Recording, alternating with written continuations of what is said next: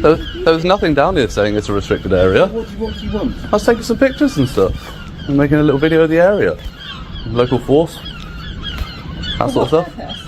Pardon? For what purpose? Public interest. To go where? Pardon? To go where?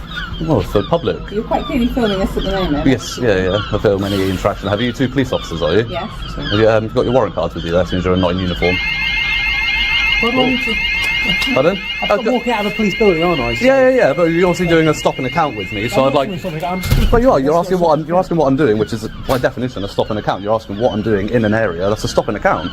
So if you're engaging in a policing activity, I'd like to know your warrant card, otherwise I'm just going to disengage from you and carry on with my business.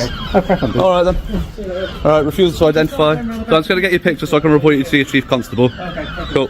This incident wasn't just poor behaviour, it was a direct breach of the College of Policing's Code of Ethics.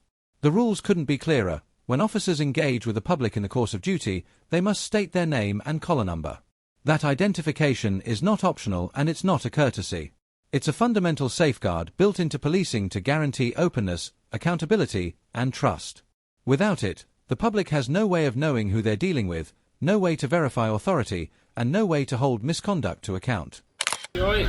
Not bad, how are you? How's it going? What are you up to? Just, as you see, taking some pictures out of your cars and out there. Oh, okay. That's all. Yeah. And you are, sorry? Police officer. And your collar number? Are you an auditor, or are you? And your collar number, please? I have to give you my collar number. It's my identification, it's on my shoulder there. And then if I can't read, it's not your policy to identify for members of the public? I don't need to. No, it's not identified. When pressed to identify himself, the officer brushed it off, insisting that pointing to his collar number was enough. But that's not how accountability works. If the number is too small, obscured, worn, or simply out of sight from where the public is standing, the gesture is meaningless. Officers are required to give their details clearly and verbally. That's not red tape, it's transparency. Clear verbal identification reassures the public, confirms legitimacy, and ensures people have the information needed to challenge or follow up on an encounter. Without it, the system of accountability collapses into guesswork, and that's exactly what the Code of Ethics was designed to prevent. Does it just cause issues, or you just have to No, try? I'm just here to take pictures and that's all.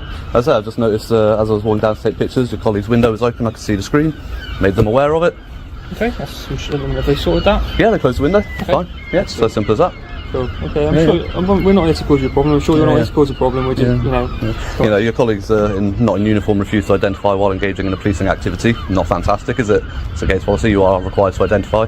You're engaging in a stop and account. You are required to identify. Because if I have any complaints, how am I supposed to make that complaint if you haven't kept yourself to the accountability standards that the force requires? So, you know, again, you refuse to identify properly because, again, you don't know that I can read, so you're refusing to identify properly. Yes, you're in uniform, but again, if I want to make a complaint against you, you can give the time and date and where the location where you are. My body cam's recording, so it can all be. How come it's taken you this long to let me know that your body cam's recording? I'm talking. And is the policy not to, at the first most practical opportunity to allow that? That was the most practical time to inform you. Was it? So, because you come in and gone hands-on with me?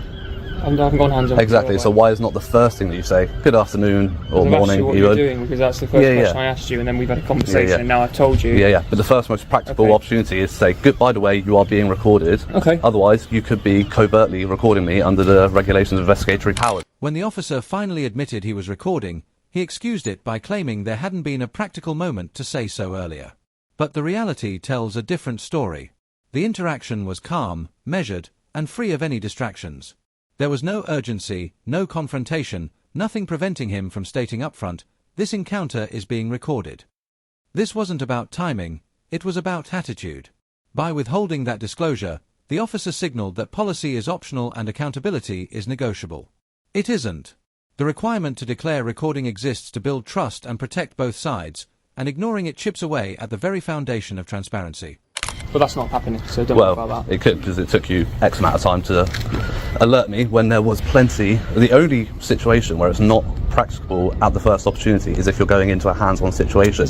Any other time, there's no reason, and this has been dealt with in the tribunal by the tribunal that deals with the REFA Act, that the first most practical opportunity is when you approach somebody. If you have your camera on or you turn it on, if you approach with your camera on, you should alert them when you approach, unless you're going hands-on. If you turn it on whilst engaging in a conversation, you should turn it on, and then once it's recording, so it's stated on the camera, by the way, you are being recorded for my safety and your safety, blah, blah, blah. You have the right to do it, same way that I have the right to do it. It's not a problem. It's the notification that's the problem. Okay. You know. I've notified you at a time that I think is practical, so I've done that, so it's fine. Okay, you can justify that to a tribunal. It's fine, no worries. So what are you so you're going to try to identify yourself properly yet? No, I'm happy. You're happy, yeah? Yeah. Would you like to identify yourself, or would you like a complaint as well, sir? So can I ask you a question? Before my colleague steps in, just can I? So my name is PC2376. Thank you. So that's how it's done. Thank you. My colleague there was obviously made aware that the window was open. Yeah. And he's got concerns because of data protection and that you might have recorded something on your phone from the screens. If there is anything, I'm not sure if there is or not. If anything is captured on there, that will be evidence for me to report that to the Information Commissioner's office, because obviously the onus of data protection is on the organisation, not on whoever sees that You information. don't expect someone to stick their head through the window. I didn't stick my head through it. I didn't. At this stage, another officer tried to flip the issue back on the auditor, arguing he shouldn't have been leaning through the window or filming exposed data. But the law is clear. Under the Data Protection Act, the responsibility to safeguard information lies with the organisation that holds it, not with a member of the public who happens to see it. If sensitive material is left visible in plain sight, that is a data breach. Full stop. The fault doesn't lie with the camera, it lies with the police for failing to secure their own systems. I saw it from a public place. Somebody else's information, this is a secure site. Well, I understand that. it's not as secure as we'd like. Well, no, it to exactly. be. It's not secure at all, is it? Really? No. We are trying to work on that, but unfortunately, you have to do with what you've got to Yeah. Even a bit of signage saying no unauthorised access beyond this point would go a long way, because I do respect signs like that. No, you know. okay. I will take But I that did to have a the look around, senior- and there is I will nothing genuinely there. take that to the senior leadership team, because Fantastic. I think that is fair enough. Yeah, absolutely. They are trying to redo everything. Yeah, Okay. Financially, we have to wait until the That's budget. right, it's quite a and small everything, town, and isn't it? Lower exactly, priority. you know Yeah, what I get it. Yeah. We get shoved right to the bottom type of thing. We're right on the borders, between different forces and that. So it is totally. I understand where you're coming from, and I'll pass it on to the senior leadership. Thank you. I appreciate that. Thank you. I've just got concerns about the data protection that's on that video. Do you know what I mean? Because that's somebody else's private stuff and that. Yeah, absolutely. And we obviously learn from things like that. So you've pointed it out. They've closed the window. It is really hot in there. We've got no air Again, I conditioning. completely understand that, You know but what I obviously mean? data protection takes priority over that, unfortunately. You can get a fan in there, and I understand, I've worked in many various That's what I'm locations more where health and concerned safety about, data protection what's takes being priority recorded. over Does that. that go live? Is that a live? I'm not live streaming, no. If there is something, would you delete that?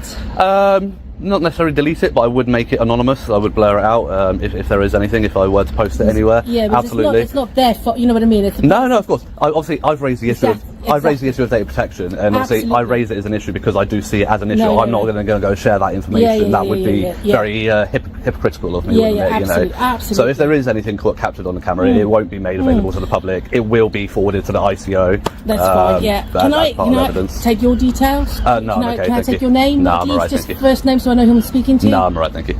So you've got my calling number, but I can't take yours. Yeah, but as a Crown servant, obviously you have issues of accountability when dealing with members of the public, and that's I'm just why. being And that's why. polite Yeah, I asking know. your first name. I know. I don't even know anything I know. But then else, so obviously I know that coupled with my image, which obviously he's notified me he's recording. Yeah, obviously we do that because I'm open and honest. You know what I mean? Yeah. We record things so that you can see what we do. Yeah. And we can absolutely. see, I completely agree with the use of body cameras. because Completely. That's the thing is that I Yeah, can't hide saying, "Oh no, I didn't say this to this man," or "This man didn't say anything." No, to me. exactly the same That reason why is I record any interaction I have with you as Yeah, well. that's why we record everything. I have to protect my back because the amount of people have said we do things. Of course. We don't. Yeah. You know but what I with your collar number and that, obviously, you're bound. You have to identify. You did it correctly you can verbally see, because you can't guarantee that I can read. You know what I mean? But you have to wear that for accountability reasons. That's why I'm entitled to have that, because you're dealing with a member of the public in a stop and account situation. Accountability, you have to identify yourself for that exact reason, which he doesn't seem to understand. And sorry, we got interrupted. Would you like the opportunity to identify? 4988 PC Biffin. Sorry, PC Biffin. and your collar number, please? 4988. 4988. There you go. Thank you. Would you like another opportunity? No, I'm fine. No, you're fine. Okay, so you're just going to be an absolute idiot. And we have to rely Yes, on but that. you have a collar number for the specific reason, as we've just heard us discuss, for accountability reasons. You're making a very large assumption that I have the ability to read that my eyesight is good enough to read that. These two officers have identified, and if you do need my details, they can be. Okay, that's still again, that's not your policy, Okay, so that's fine. I'll make a complaint to your Okay, chief not a constable. problem That's at all. not a problem. Not a problem. Actually, I'll probably go straight through the IOPC because otherwise it goes to your local PSD and gets kicked down and disregarded. That's not a problem Yeah, at all. If you no do worries. that, that's absolutely Okay, fine. nice picture of your face as well, so I can just make sure that goes to the right person. Yeah, no problem. Is there anything else we can Lovely. help you with today, sir? No, I said, obviously, I've made the issue of that window and I've made that aware. Which I'm literally going to go speak to. Interestingly, the other officers on scene had no issue identifying themselves. They gave their names and numbers promptly, professionally, and without hesitation. But this one officer, when faced with the same request, chose a very different path. Instead of showing accountability, he dug his heels in. The refusal came across as dismissive, almost as if the rules didn't apply to him. And that's the danger. When ego overrides responsibility, it doesn't just undermine one encounter, it chips away at the very foundation of public trust in policing. Moments like these highlight something important. It's not always the dramatic incidents that matter most. Often, it's the routine encounters, the everyday choices where professionalism is either upheld or ignored. When officers dismiss simple obligations, deflect blame, or treat rules as optional, that's where public trust starts to erode. Accountability isn't tested only in high-stakes moments. The real measure of integrity is whether the rules are followed consistently, even in the small interactions that might seem insignificant. Anyway, I'd love to hear your thoughts on this one. Drop a comment with your take. And if you find value in these kinds of breakdowns, don't forget to like, share, and subscribe. It really helps keep this channel going.